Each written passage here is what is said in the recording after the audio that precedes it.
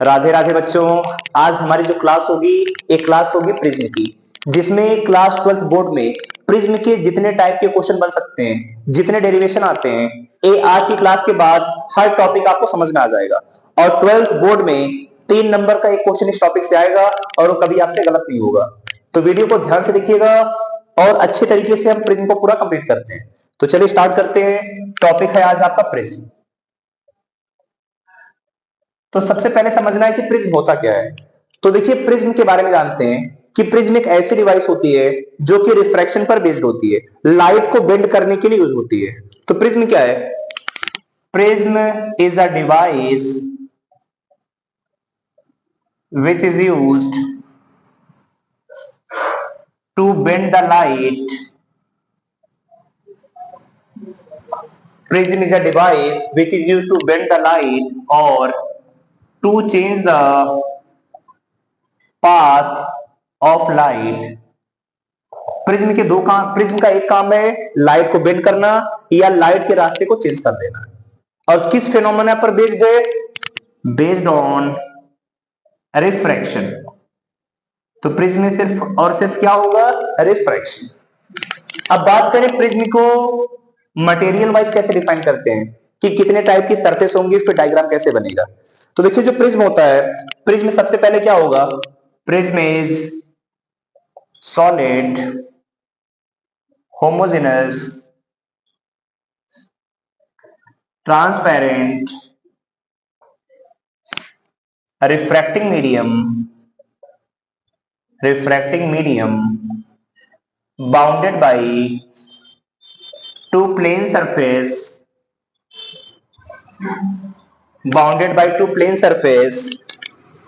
at an angle। तो prism में क्या क्या होगा? प्रिज्म में बिल्कुल सॉलिड होगा। प्रिज्म कैसा होगा? सॉलिड। फिर है होमोजेनस। होमोजेनस का मतलब उसके अंदर का मटेरियल यूनिफॉर्म होगा। अब अगर मटेरियल यूनिफॉर्म है तो उस पूरे की मटेरियल की डेंसिटी या क्या रिफ्रैक्टिव इंडेक्स म्यू क्या होगा? सेम। और यही हमसे पूछा जाता है कि प्रिज्म का रिफ्रैक्टिव इंडेक्स क्या होगा। तो प्रिज्म का मटेरियल कैसा होना चाहिए? होमोजेनस। ट्रांसपेरेंट। ट्रांसपेरेंट का मतलब जिसके आर पार हम देख सके। प्रिज्म को सामने रखेंगे तो इस तरफ से देखने पर दूसरे वाला पार्ट दिखाई देगा। Refractive medium. तो रिफ्रैक्टिव मीडियम पता है कि दो सरफेस होंगी तो लाइट आएगी, रिफ्रैक्ट होकर दूसरी तरफ जाएगी। Bounded by two plane surface, तो दो प्लेन सरफेस किसी एंगल पे होती है। तो प्रिज्म याद रहेगा, solid homogeneous transparent medium bounded by two plane surface at an angle theta. Prism क्या होती है? एक ऐसी डिवाइस जो लाइट को बेंड करने के लिए या लाइट के रास्ते को चेंज करने के लिए यूज होती है। अब बात करते हैं इसके डायग्राम की। तो डायग्राम सबसे पहले हम बनाते हैं 3D diagram. 3D diagram, 3 dimension diagram. Diagram को ध्यान से देखिएगा सभी।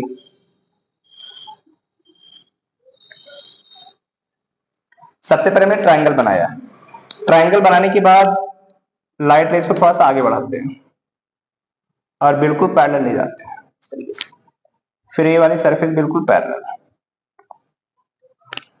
फिर ये जो दोनों एंड्स हैं, ये वाला और इन दोनों को मिला देते हैं।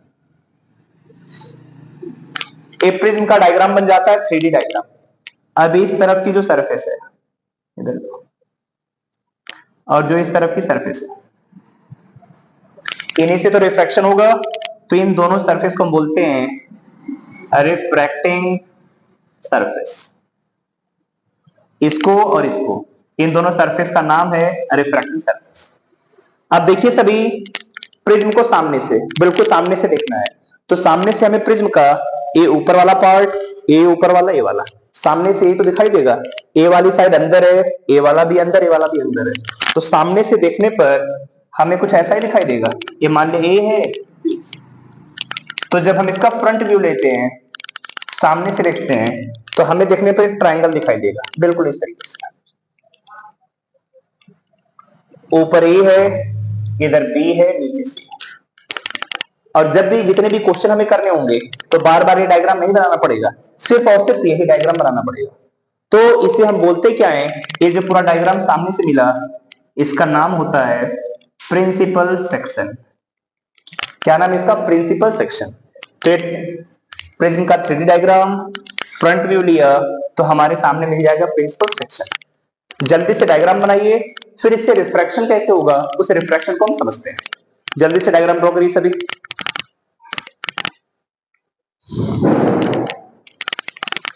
तो डायग्राम बन गया।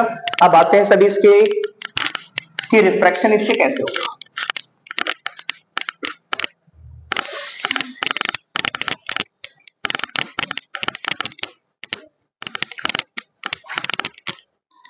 अब हेड डालिए सभी, refraction through a prism, refraction through a prism, refraction through a prism. कि प्रिज्म से रिफ्रैक्शन कैसे होगा, लाइट ले जाएंगी तो कैसे रिफ्रैक्ट होकर दूसरी तरफ जाएंगी, या फिर क्या क्या इसमें होगा, इसी के बारे में देखना है।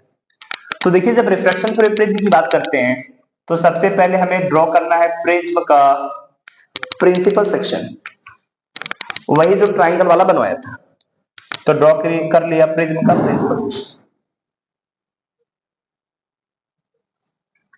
इसका वर्टेक्स मान लिया ऊपर है P Q R S, P Q R. अब देखिए, जो दोनों फेसेस जहां पर मिल रही हैं, इसके बीच का जो एंगल होगा इसे लिखिए ए। इस ए को हम बोलते हैं प्रिज्म एंगल। तो प्रिज्म एंगल क्या है, दोनों जो फेसेस थे जितने एंगल पर इंक्लाइन थे उन्हीं के बीच के एंगल का नाम है प्रिज्म एंगल। अब ये दोनों रिफ्रैक्टिंग फेसेस हैं और इस साइड को हम बोलते हैं base of prism, base of prism, ये प्रिज्म का बेस। अब इधर से कोई लाइट आ रही है, इस सरफेस पर टकराई। तो सबसे पहले जब कोई भी लाइट किसी सरफेस पर टकराती है तो सबसे पहला काम होता है नॉर्मल खींचना। और नॉर्मल याद रखिए, normal should be always perpendicular to the surface. Normal हमेशा सरफेस के परपेंडिकुलर, एंगल 90 का बनना चाहिए। अब इधर का मीडियम रेयरर होता है, प्रिज्म का मीडियम डेंसर होता है, और इधर का भी मीडियम कैसा होता है, रेयरर। तो जब कोई भी लाइट इधर आ रही है, रेयरर से जाएगी डेंसर में, तो किस तरफ बेंड होगी, बेंडिंग टुवर्ड्स द नॉर्मल। तो लाइट में सीधी ना जाकर बेंड हो जाएगी। अब लाइट पे बेंड हो गई, अब लाइट पे आई यहां सरफेस पर टकराई, तो फिर वही करना पड़ेगा नॉर्मल, और नॉर्मल का एंगल 90। अब देखिए, अंदर डेंसर है बाहर रेयरर। अब लाइट डेंसर से रेयरर में जा रही है, तो लाइट किस तरफ जाएगी, away from the normal, away from the normal. अब ये जो रे है, इस रे का नाम होगा इंसिडेंट रे। ये जो रे बाहर जा रही है इसका नाम होगा इमर्जेंट रे, जो रे बाहर जा रही है। अब ये जो नॉर्मल है और इंसिडेंट रे, इसके बीच का एंगल जो होता है that is angle of incidence. ए वाली जो रेज आ रही है पैरेलल है बेस के, अब इधर जो रेज आ रही है इसका नाम है इमर्जेंट। तो ध्यान से देखिए, ए है एंगल ऑफ इंसिडेंस, ए है नॉर्मल और ये रिफ्रैक्टेड रे। तो रिफ्रैक्टेड रे और नॉर्मल के जो बीच का एंगल होगा इसे लिखते हैं R1। अब आ गए दूसरे वाले सरफेस पे। अब दूसरे वाले सरफेस के लिए ए वाला जो एंगल होगा, इस एंगल का नाम क्या होना चाहिए, एंगल ऑफ इंसिडेंस। लेकिन प्रिज्म में जो प्रिज्म के अंदर का एंगल बनाते हैं हमेशा उसे R1 R2 के टर्म में लिखना है। तो इसके अंदर का जो एंगल है हमने मान लिया R2। कंफ्यूज नहीं होना कि रिफ्रैक्शन, R2 को इंडिकेट कर देते हैं। R2 का मतलब है angle of incidence for surface two, दूसरी वाली सरफेस के लिए। और जो रेज बाहर जा रही है इसका जो एंगल है, इस एंगल को लिखा ई। ई का मतलब एंगल ऑफ इमरजेंस, ई का मतलब एंगल ऑफ इमरजेंस। और जो ऊपर आई बना था that is angle of incidence. कोई दिक्कत, समझ में आ गया, angle of incidence, angle of emergence इन तो बिग बात। R1 की बात करेंगे तो R1 क्या है, angle of refraction, angle of refraction for surface first, पहले वाले सरफेस के लिए एंगल ऑफ रिफ्रैक्शन। अब कुछ टर्म्स हैं जिनको समझना है और जिनको डिटेल में जानना है। सबसे पहले एंगल ऑफ प्रिज्म, कि प्रिज्म एंगल क्या होता है, डिनोट करते हैं कैपिटल ए से। तो प्रिज्म एंगल क्या है, the angle between the refracting faces, जो रिफ्रैक्टिंग फेसेस हैं जितने एंगल पर इंक्लाइन है। तो कैसे डिफाइन करेंगे, the angle between refracting faces or surfaces is called angle of prism. Notation कितना होगा, कैपिटल। तो जो रिफ्रैक्टिंग फेसेस है जिस एंगल पे इंक्लाइन हो that is angle of prism. दूसरा आते हैं बहुत important angle, that is angle of deviation. Angle of deviation notation होता है डेल्टा। इसके लिए क्या करते हैं, जो हमारी इंसिडेंट रे है इसको फॉरवर्ड और ये जो इमर्जेंट रे है इसको ले जाते हैं बैकवर्ड। ध्यान से, एंगल ऑफ इंसिडेंस या इंसिडेंट रे को फॉरवर्ड, इमर्जेंट रे को बैकवर्ड, तो दोनों जिस एंगल पे काटती हैं that will B angle of deviation.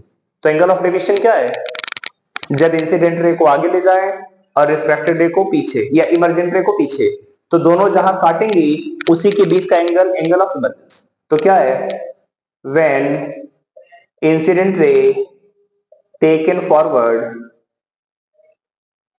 and emergent ray taken backward, then they meet at a point, तो एक पॉइंट पर मिलेंगी। At this point angle between incident ray and emergent रे is called angle of deviation, is called angle of deviation. तो define कर लेंगे कि angle of deviation. अब ये देखिए जो एंगल ऑफ डेविएशन है किन किन चीजों पर डिपेंड करेगा, इसके बारे में समझ लेते हैं। तो ये जो डेल्टा होता है बहुत सारे फैक्टर पर डिपेंड करता है। डिटेल में इसको जब आगे पढ़ेंगे तो वहां पर भी सेम चीज आएगी। तो सबसे पहली चीज याद रखिएगा, जो एंगल ऑफ डेविएशन है ये डिपेंड करेगा प्रिज्म एंगल। कैसे डिपेंड करेगा, delta is proportional to prism angle. Prism angle जितना ज्यादा होगा एंगल ऑफ डेविएशन उतना ज्यादा। तो एंगल ऑफ डेविएशन डिपेंड करेगा प्रिज्म एंगल पे। प्रिज्म एंगल जितना ज्यादा डेविएशन उतना ज्यादा। दूसरा डेल्टा ये डिपेंड करेगा refractive index of prism. Prism का रिफ्रैक्टिव इंडेक्स जितना ज्यादा होगा डेविएशन एंगल की वैल्यू उतनी ज्यादा आएगी। तो दोनों में कैसा रिलेशन है, डायरेक्ट। तीसरा आता है wavelength of the colour used, कि अगर इंसिडेंट रेज आ रही है तो उसकी क्या वेवलेंथ है, वेवलेंथ पर भी डिपेंड करेगा। और वेवलेंथ इसका जो रिलेशन होता है इनवर्स का, डेल्टा इज प्रोपोर्शनल टू 1/λ। अब जैसे इसका एक अच्छा एग्जांपल है, हम आपसे पूछे कि किस कलर की लाइट की डेविएशन सबसे कम होता है। 7 कलर हम पढ़ते हैं विबग्योर में, तो सातों कलर में किसका डेविएशन सबसे कम होगा। तो देखते हैं 7 कलर हमारे पास है विबग्योर। अब इन सातों में जो रेड कलर है, रेड कलर की वेवलेंथ सबसे ज्यादा होती है, रेड की जो वेवलेंथ सबसे ज्यादा, और जिसकी वेवलेंथ सबसे ज्यादा उसका डेविएशन सबसे कम। इसीलिए जो वायलेट कलर है, वायलेट कलर की वेवलेंथ सबसे कम होती है तो डेविएशन उसका सबसे ज्यादा होगा। उसका उल्टा रेड कलर की वेवलेंथ मैक्सिमम, तो जब वेवलेंथ मैक्सिमम तो डेल्टा आएगा मिनिमम। तो सबसे कम डेविएशन किस कलर का होता है, याद रखना है, रेड कलर। इसीलिए जितने भी डेंजर जोन वाले सिग्नल होते हैं सबको सब हम कैसा बनाते हैं, रेड। क्यों, क्योंकि रेड कलर की वेवलेंथ सबसे ज्यादा तो डेविएशन सबसे कम। तो कोई आदमी दूर से भी देखेगा उससे बहुत आसानी से दिख जाएगा, क्योंकि रेड कलर की वेवलेंथ ज्यादा है तो डेविएशन कम, तो बहुत दूर तक ट्रेवल कर जाती है। जबकि वॉयलेट कलर की वेवलेंथ बहुत कम है तो डेविएशन बहुत ज्यादा, थोड़ी दूर जाने पर पूरे मीडियम में फैल जाता है तो हमें दूर से दिखाई नहीं देता, और रेड कलर दिखाई दे जाता है। और एक चौथा फैक्टर होता है जो डेल्टा डिपेंड करता है, that is angle of incidence. Angle I पर भी डिपेंड करता है। तो एक बार पहले तरह नोट करिए, फिर जाके हम स्टार्ट करते हैं इसका डेरिवेशन, कि ये जो प्रिज्म एंगल है इसका R1 R2 से क्या रिलेशन आएगा, डेल्टा को कैसे निकालेंगे। तो नोट करिए सभी जल्दी।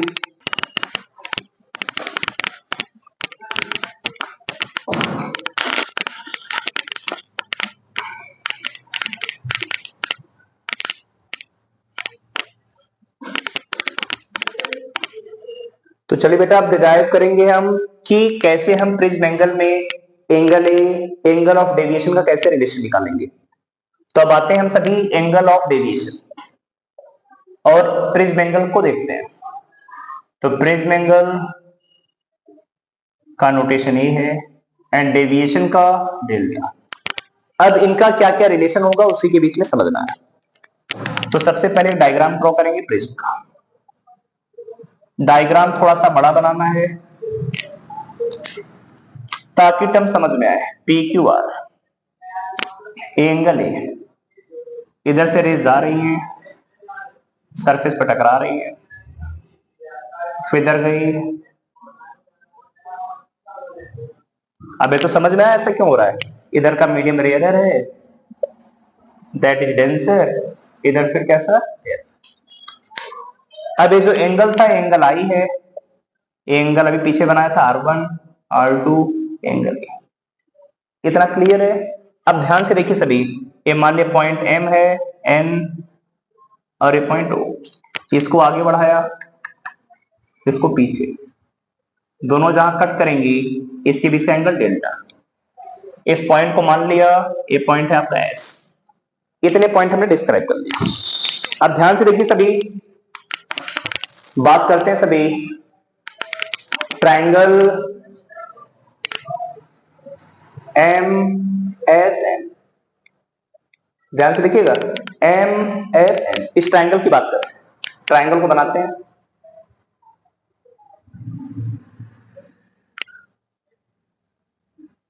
SM, इस वाली लाइट रेस को आप दूर ले जाते हैं। इसके बीच का जो एंगल है दैट इज डेल्टा। कितना एंगल है? डेल्टा। अब इस वाले एंगल को हमें पता करना है, इस वाला एंगल और ये वाला एंगल कितना है। तो ध्यान से देखिए, ए एंगल पूरा आई है। अगर ये रेस बिल्कुल सीधे जाती, ऐसे बिल्कुल सीधे, तो जो एंगल यहां बना आई वही पूरा एंगल आई होता। लेकिन रेज में डेविएशन हो रहा है, रेज यहां से जा रही है। ए वाला एंगल R1, अब ये पूरा एंगल आई है, नीचे वाला R1, तो ऊपर का एंगल कितना बचेगा? I minus R1। देखिए एंगल आई तो पूरा एंगल आई बनेगा क्योंकि अपोजिट आ रहा है। नीचे का एंगल R1 तो बचा कितना? I minus R1। सेम ऐसा यहां पर एंगल ही है, अगर ये डेविएशन नहीं होता पूरा बराबर आता ही, लेकिन ये R2 है तो ऊपर कितना बचा? E minus R2। और ट्राइंगल की प्रॉपर्टी पड़ी है कि ट्राइंगल में जो एंगल बाहर होगा वो अंदर वाले सम के बराबर होगा। तो यहां से क्या दिख रहा है?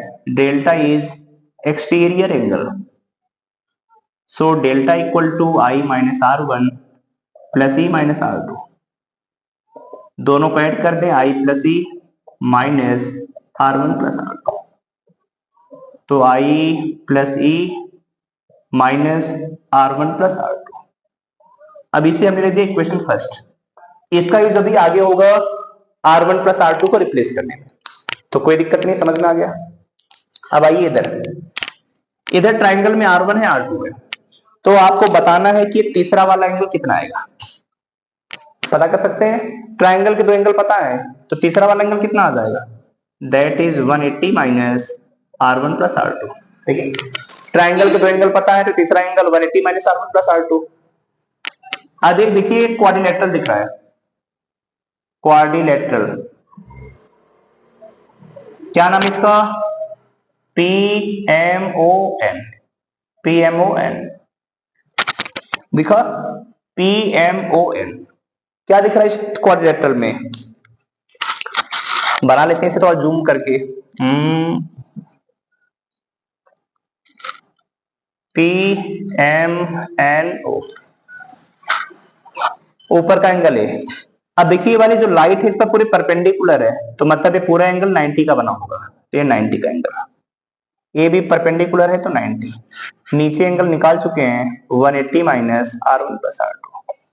अब एक चीज पता है कि ट्राइंगल के या जो क्वाड्रिलेटरल है, क्वाड्रिलेटरल के चारों एंगल का सम कितना आएगा? 360।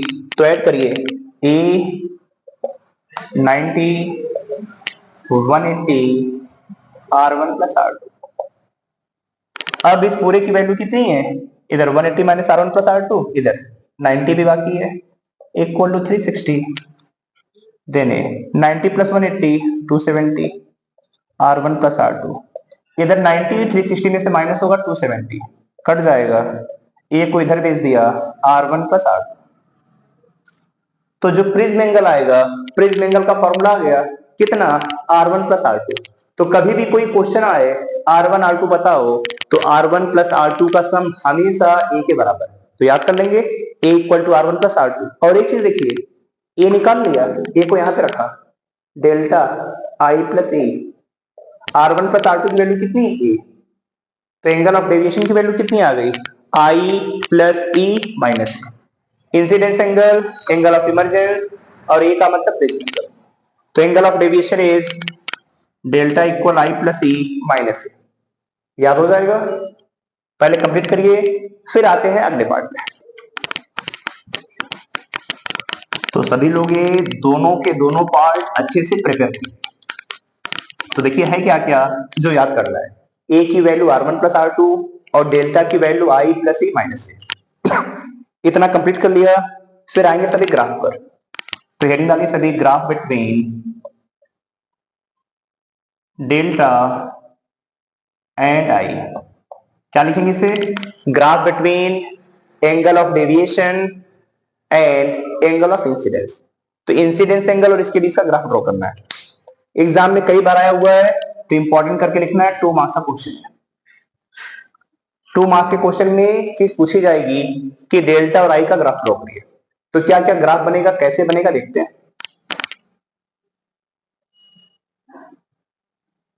ये हमारे पास इंसिडेंट इधर एक्स एक्सिस है, इधर वाई, इधर हमने रिप्रेजेंट किया एंगल ऑफ इंसिडेंस, इधर एंगल ऑफ डेविएशन डेल्टा। अब एक चीज आपको पता है कि जैसे जैसे एंगल ऑफ इंसिडेंस बढ़ेगा तो डेल्टा में कुछ चेंजमेंट आएगा, क्योंकि जब कोई रेज आ रही थी तो इंसिडेंट रे तो आगे बढ़ाते थे, तो इंसिडेंट रे पर डिपेंड करेगा डेविएशन। तो इंसिडेंट रे का मतलब एंगल ऑफ इंसिडेंस। तो देखिए बहुत सारे ऑब्जर्वेशन हुई, बहुत सारे एक्सपेरिमेंट हुए, तो ये जो ग्राफ बनेगा बाई एक्सपेरिमेंटल। तो देखिए हुआ क्या, जब शुरू में एंगल ऑफ इंसिडेंस को बढ़ाया, यहां तो 0 0 है, तो देखा एंगल ऑफ डेविएशन में भी चेंज आ रहा है। इसे और बढ़ाया तो देखा वैल्यू शुरू में कम हो रही है, वैल्यू और बढ़ी तो वैल्यू और कम हुई, बढ़ी वैल्यू तो धीरे धीरे वैल्यू क्या कर रही है, डिक्रीज। तो शुरू में दिखा ऐसा कि जो एंगल ऑफ डेविएशन है, जैसे जैसे इंसिडेंस एंगल बढ़ रहा है, एंगल ऑफ डेविएशन की वैल्यू कम हो रही है। एंगल ऑफ डेविएशन की वैल्यू क्या हो रही है, कम। लेकिन फिर जैसे एक पॉइंट आया जिस एंगल ऑफ इंसिडेंस पर डेल्टा की वैल्यू सबसे कम हुई, ये डेल्टा की मिनिमम वैल्यू है, इससे कम नहीं होगा। फिर इसके आगे इंसिडेंस एंगल को बढ़ा रहे हैं तो फिर इसकी वैल्यू बढ़ने लगी। और एक ग्राफ इधर की साइज कम है, इधर वाला पार्ट ज्यादा है, तो शुरू में एंगल ऑफ इंसिडेंस कम हुआ, एंगल ऑफ इंसिडेंस बढ़ा तो डेविएशन एंगल कम हुआ, फिर सबसे मिनिमम आया, फिर उसके आगे एंगल ऑफ इंसिडेंस बढ़ाने पर एंगल ऑफ डेविएशन बढ़ रहा है। तो ये जो ग्राफ की शेप दिख रही है, शेप कैसी है, राइट साइड टिल्टेड पैराबोला। ये पैराबोला का ही शेप है, लेकिन राइट साइड, ये वाला राइट पार्ट है, राइट साइड, और ये वाला है लेफ्ट साइड। तो राइट साइड में कौन सा टिल्टेड है, जिसका शेप का नाम क्या होगा, right side tilted parabola. Prepare कर लेंगे सभी, ए इसकी शेप बन जाएगी। अब लेकिन एक चीज ध्यान रखना है कि ये जो मिनिमम एंगल ऑफ डेविएशन है, मिनिमम एंगल ऑफ डेविएशन यहां पे और क्या होगा, तो ये जो मिनिमम एंगल ऑफ डेविएशन है यहां पे याद रखना है angle of incidence angle of emergence के बराबर होगी, पहला पॉइंट। दूसरा R1 की वैल्यू R2 के बराबर हो जाएगी जब भी पीछे डायग्राम बनाया था। तीसरा, rays inside the prism becomes parallel to the base of prism। Prepare कर लेंगे, जो रेज प्रिज्म के अंदर होती हैं वो प्रिज्म के बेस के पैरेलल हो जाएंगे, लेकिन कब, जब एंगल ऑफ डेविएशन क्या होगा, मिनिमम। तो याद कर लेना है कि मिनिमम एंगल ऑफ डेविएशन पे आई की वैल्यू ही R1 R2, और ये ऐसा हो जाएगा। अब ये जो एंगल ऑफ डेविएशन है किन किन फैक्टर पे डिपेंड करेगा, क्या इसका कंक्लूजन आया ग्राफ का, तो समझते हैं। जो angle of minimum deviation depends on several factors, depends on several factors, ये बहुत सारे फैक्टर पे डिपेंड कर रहा है। अब कौन कौन से फैक्टर हैं इसे देखते हैं। पहला है जो डेल्टा मिनिमम है, that is directly proportional to prism. Delta minimum is directly proportional to A का मतलब है prism. Second part, delta minimum is directly proportional to refractive index of prism. Third, delta minimum is depends on angle of incidence. किस पर depend करेगा? Angle of incidence. देख रहे हैं, angle of incidence पर डिपेंड कर रहा है। लेकिन ये किसके लिए? सिर्फ फॉर थिक प्रिज्म। अब इसमें एक छोटा सा केस बनेगा लास्ट में जब प्रिज्म बहुत पतला हो जाए, लेकिन हम जो सीख रहे हैं सब मोटे प्रिज्म के लिए, थिक प्रिज्म के लिए। और चौथी चीज है, delta minimum is directly proportional to 1/λ। Lambda ज्यादा होगा तो डेल्टा मिन की वैल्यू कम आएगी। हो जाएगा तैयार। अब एक चीज यहां से याद भी रखनी है कि जो डेविएशन होता है ये मिनिमम होगा रेड कलर का। क्यों? क्योंकि रेड की वेवलेंथ ज्यादा तो डेल्टा कम होगा। और जो डेविएशन है ये मैक्सिमम होगा, दैट इज वायलेट कलर। तो वायलेट कलर में इसका डेविएशन क्या होता है? मैक्सिमम। जल्दी से इसे नोट करिए, फिर हेडिंग डालते हैं सभी। प्रिज्म फॉर्मूला बहुत इंपॉर्टेंट है, ये लास्ट पॉइंट।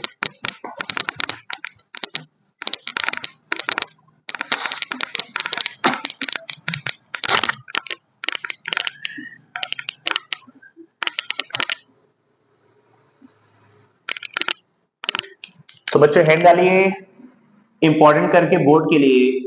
3 मार्क्स का क्वेश्चन आता है, डेरिवेशन ऑफ प्रिज्म फॉर्मूला। किसका फॉर्मूला? प्रिज्म का फॉर्मूला। इसका डेरिवेशन करना है। कैसे डेरिवेशन होता है? किस केस में? At minimum angle of deviation.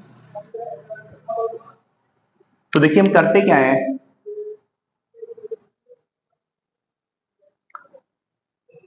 ये रेज जा रही है, पैरेलल होगी इससे। क्यों पैरेलल होगी? बताया मिनिमम एंगल ऑफ डेविएशन पे दोनों पैरेलल। फिर इस बार, फिर इस पर एक परपेंडिकुलर ड्रॉ कर दिया, एंगल I1, इधर एंगल I, R1 R2 इधर। अब देख क्या क्या हमने सीखा था। मिनिमम एंगल ऑफ डेविएशन पे I और E बराबर होते हैं, R1 R2 बराबर होते हैं। तो जहां I है और यहाँ E की जगह पर भी I, क्योंकि I और E बराबर है। R1 R2 ना लिखकर दोनों को सेम लिखेंगे, मान लें कितना R। कोई दिक्कत? अब एक रिलेशन हमने पढ़ रखा था, A equal to R1 plus R2। A R1 R plus R, A की वैल्यू 2R, R की वैल्यू A/2। क्लियर? दूसरा एक रिलेशन हमने पीछे डिराइव किया था, delta I plus E minus E। अब कह रहा I और E दोनों बराबर हैं, तो I plus I minus E, 2I minus A। लेकिन एक चीज का ध्यान रखना है कि ये जो डेल्टा होगा that will B delta minimum, इसे बोलेंगे डेल्टा मिनिमम। तो जहां डेल्टा है यहां डेल्टा मिनिमम, इसको इधर भेजा, प्लस ए इक्वल टू आई, तो आई की value delta min plus A/2। चलो आई और आर आ गया। अब इस पॉइंट पर हम अप्लाई करते हैं इसलिए at point M apply Snell's. अब देखिए स्नेल्स पर अप्लाई करेंगे तो क्या होगा, इधर का रिफ्रैक्टिव इंडेक्स μ1, या एयर का केस है, इधर हमने मान लिया एयर है, इसका रिफ्रैक्टिव इंडेक्स 1 आ गया। इधर है प्रिज्म, तो प्रिज्म का रिफ्रैक्टिव इंडेक्स मान लिया μ। अब बताइए क्या तरीका होता है, इधर का रिफ्रैक्टिव इंडेक्स 1, एंगल इधर कितने का I, तो साइन I। इधर का प्रिज्म μp, एंगल इधर साइन R, तो μp कितना आ जाएगा, sine I by sine R। I की वैल्यू कितनी है, डेल्टा मिन प्लस A/2, नीचे साइन R की वैल्यू कितनी है (2), that will be your refractive index of prism. तो प्रिज्म का रिफ्रैक्टिव इंडेक्स कितना आ जाएगा, μp equal to sine delta min plus A/2 sine A/2। और जो ये फॉर्मूला है इसी को बोलते हैं प्रिज्म फॉर्मूला। तो समझ में आ गया बच्चों? अगर इतना तैयार कर लिया तो प्रिज्म का कोई क्वेश्चन आपका छूटेगा नहीं। अब अगली क्लास में प्रिज्म में कितने टाइप के क्वेश्चन बन सकते हैं, तो अगली क्लास एक और होगी सिर्फ और सिर्फ न्यूमेरिकल की, जिसमें प्रिज्म से रिलेटेड सभी न्यूमेरिकल होंगे। तो चलिए मिलते हैं तभी से नेक्स्ट वीडियो में, तब तक के लिए राधे राधे, बाय बाय।